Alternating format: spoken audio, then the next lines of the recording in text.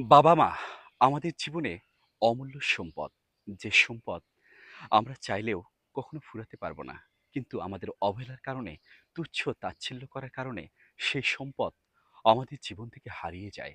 তাই সেই সম্পদটা কখনো অবহেলা নয়, তুচ্ছ তাচ্ছিল্য নয়, তাদেরকে ভালোবেসে আগলে রাখাটাই আমাদের জন্য শ্রেয়। বাবা-মা রহমত। যার জীবনে বাবা-মা আছে তার জীবন ঠিক জান্নাতের মতো। যার জীবনে বাবা-মা নেই তার জীবনটা শূন্য বোঝার ভিটার মতো। তাই যার বাবা-মা নেই সে কখনো মন খারাপ করিয়েন না। হয়তো সময় থাকতে বুঝতে পারেন নাই। আর হয়তোবা যখন সময় আছে তখন বোঝার চেষ্টা করেন নাই। তাই সময় থাকতে বুঝতে শিখুন। বাবা-মাকে প্রচণ্ড ভালোবাসুন। হে প্রিয় বাবা-মা, আপনারা যে সন্তানকে এত কষ্ট করে লালন-পালন করে প্রতিষ্ঠিত করেছেন, জজ বানিয়েছেন, ব্যারিস্টার বানিয়েছেন, কানাডা প্রবাসী বানিয়েছেন, তাকে প্রতিষ্ঠিত একজন মস্ত বড় অফিসার বানিয়েছেন। আজ পর্যন্ত পৃথিবীতে যে সমস্ত বাবা-মা বৃদ্ধা আশ্রমে রয়েছে, সেই সমস্ত সন্তানরা যারা প্রতিষ্ঠিত, যারা জজ, যারা ব্যারিস্টার, যারা উকিল, যারা সচিব, যারা প্রফেসর, অথবা কানাডা প্রবাসী, অথবা আমেরিকা প্রবাসী, অথবা বড় বিজনেস ম্যাগনেট, তাদের বাবা-মা আজ বৃদ্ধাশ্রমে প্রতিনিয়ত বার্ধক্যজনিত কারণে কাতরাতে থাকে।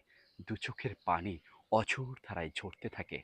শুধু একটু সময়ের জন্য তাদের সন্তানাদি, তাদের ছেলে-মেয়ে, তাদের নাতি-নাতনি তাদের কাছে আসবে, তাদের খোঁজ নেবে, তাদেরকে দুটো সুন্দর কথা বলবে, তাদেরকে একটু টেক কেয়ার করবে, তাদেরকে ডক্টরের কাছে নিয়ে যাবে, তাদেরকে সেবা দেবে, তাদেরকে ভালোবেসে আগলে রাখবে।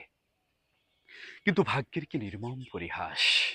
সেই সমস্ত প্রতিষ্ঠিত সন্তানদের বাবা-মা আর সেসব সন্তানরা তাদের বাবা-মার খোঁজখবর রাখে না। তাদেরকে ওই যে তারা প্রতিষ্ঠিত সমাজে ঘুরে বেড়ায়। তাদের বাবা-মা বার্ধক্যজনিত কারণে বা বাসায় একটু চেঁচামেচি করবে, সে কারণে তারা বৃদ্ধাশ্রমে তাদের বাবা-মাকে রেখে আসে। সবাই জানতে পারবে, তার বাবা-মা এরকম, তার সম্মান নষ্ট হয়ে যাবে। তাই সম্মান নষ্ট ওটাকে না ভেবে বাবা-মাকে ভালোবাসুন।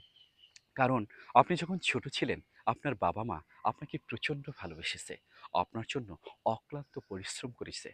তার শরীরের রক্ত পানি করে আজ আপনাকে প্রতিষ্ঠিত করেছে। শুধু একটু ভালোবাসা পাবে বলে। তারা কিন্তু আপনার কাছে টাকা চায়নি। আপনার কাছে অগণিত বাড়ি, গাড়ি কোনো কিচ্ছু চায়নি।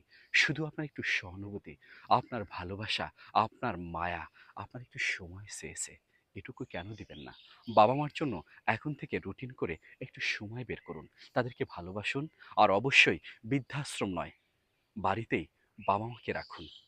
আর বাবা-মাকে অবহেলা নয়, বাবা-মাকে ভালোবাসুন। আর অবশ্যই ২৪ ঘন্টার মধ্যে ৩০ মিনিট সময় বাবা-মার জন্যে রাখুন। কারণ অনেক সময়, অনেক সময়, অনেক সময় বিভিন্নভাবে নষ্ট করেন। তাই রুটিন করে এখন থেকে ছেলে হন অথবা মেয়ে হন, আর যেই হন, অবশ্যই বাবা-মার জন্য ৩০ মিনিট হাতে সময় রাখুন।